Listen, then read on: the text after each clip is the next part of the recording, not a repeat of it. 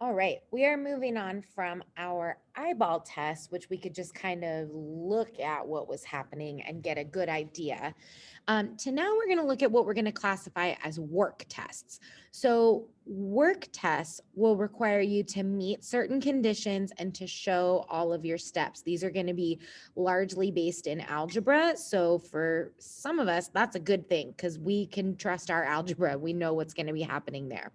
So we're going to focus on three. We're going to focus on the integral test, the ratio test, and the root test. Now, the root test is not specifically tested.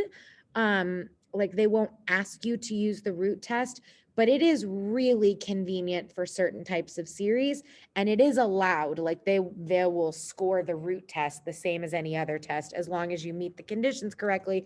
So I do want to take the time to show you that one as well. Today, we are going to focus on the integral test, okay? Now, the integral test is really handy, but this is going to bring back what we know about our improper integrals, okay? So here's what the integral test says.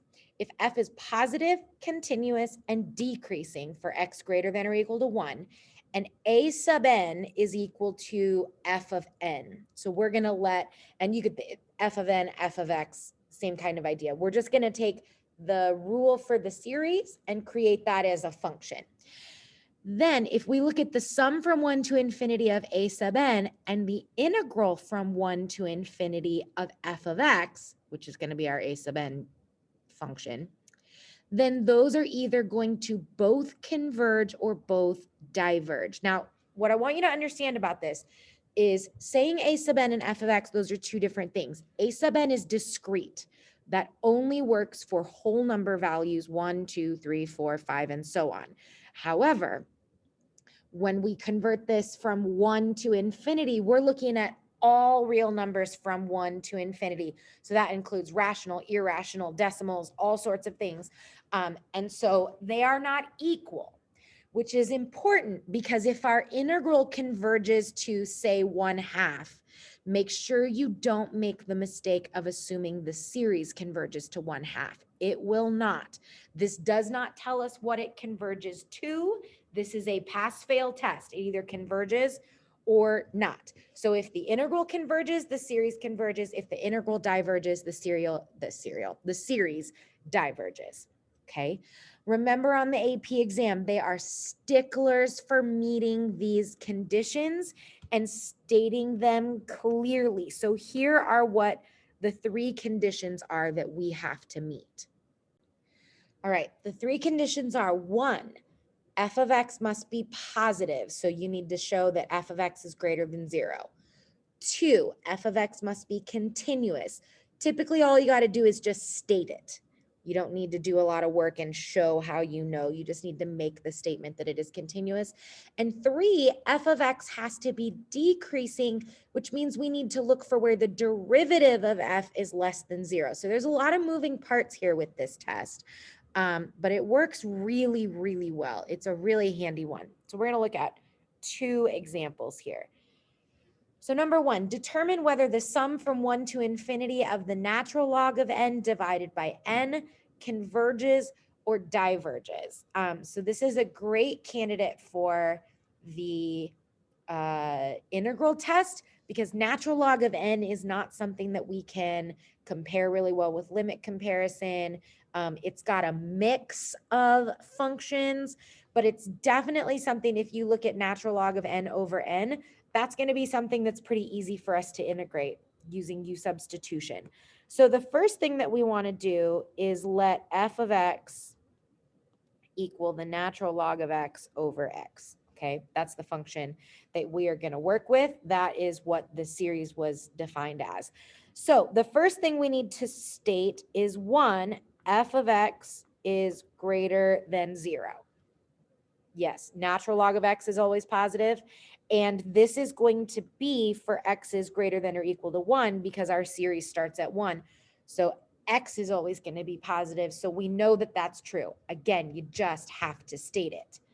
2, natural log is continuous as long as you're greater than 0, and so is x. So we know it's continuous. So we want to say f is continuous for x greater than or equal to 1. That's really the only part we care about. And now, step 3, the third condition, is that we need to consider the derivative. So we have to use the quotient rule here. F prime of x is equal to 1 over x times x minus 1 times the natural log of x over x squared, which is 1 minus the natural log of x over x squared. Okay, the only critical number that we have is where the top is equal to 0. So that's the natural log of 1. Now we're only considering x's greater than 1. So if I pick a number like, let's pick e to test, because I know what the natural log of e is. So okay, I take that back. I think that this is wrong. I'm looking at my old notes and I do not believe that they are correct. The critical number would be e. All right, we're starting at 1. The critical number for this function, the derivative is going to be equal to 0 at e. Okay, the natural log of e is 1. 1 minus 1 is 0 on the top. So if we test a number between 1 and e, maybe like 2, if you put that in your calculator, we get that it is positive here. But after e, everything is negative. Here's what's tricky. This does increase for a minute, but then once it gets to e, it is decreasing everywhere else. That is okay. It's okay that it starts out increasing as long as it finishes decreasing. So we can say f prime of x is less than 0 for x greater than e. So f is decreasing on x greater than e. Okay.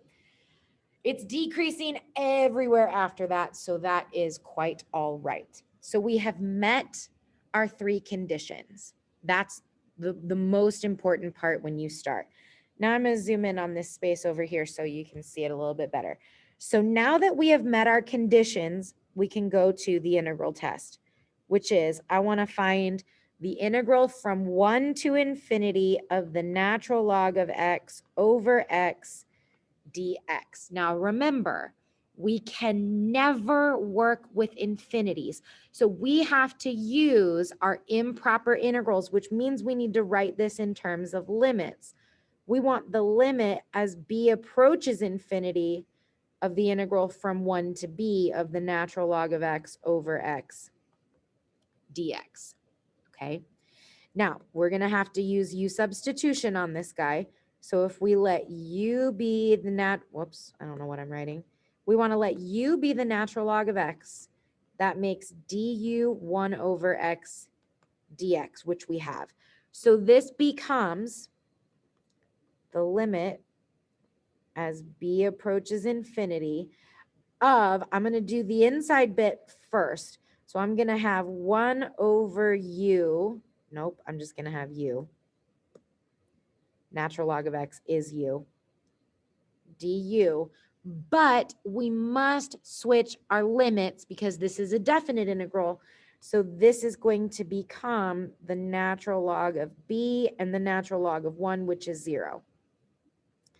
Now we're ready to go ahead and integrate this. We still have not done our limit. The limit as b approaches infinity of u squared over 2 from 0 to the natural log of b. Whoops. Which means this is the limit as b approaches infinity of the natural log of b squared over 2 minus 0. When we do that limit, this limit goes to infinity, which means the integral diverges. And so the conclusion we can make since the integral diverges, is that the sum from 1 to infinity of the natural log of n over n also diverges. Okay? That is the point of what we were trying to accomplish. So first, you must meet 3 conditions. Second, you want to look at your limit or you want to look at your integral, make sure that you are using limits correctly and see what you get there. I would love for you to pause your video and try to set up number 2 on your own. Start with your 3 conditions and I'll be back in 3 seconds. All right, this one is a little bit easier to show your 3 conditions. So f of x is greater than 0, that's definitely true. F of x is continuous for all x is greater than or equal to 1. And then when we look at our derivative, we get an expression that is always going to be negative. So we can conclude that f of x is decreasing. Now, that means we can apply the integral test. So pause your video if you haven't yet and go ahead and do that. All right, so when you do your integral here, hopefully you recognize that as the arctangent. Remember, the limit as b approaches infinity of the arctangent of b is pi halves. And that's again because of what the graph of arctangent looks like. Arctangent looks like this with asymptotes at pi halves and negative pi halves. So the limit to positive infinity is pi halves. The limit to negative infinity is negative pi halves. Arctangent of 1 is pi fourths. And so the value of the integral is pi fourths. So the integral converges. That tells us that the series converges. But again, very, very important, it does not converge to pi fourths. We don't know what it converges to. We just know that it does. So that is how you can apply the integral test, and you can start working on that practice on your own.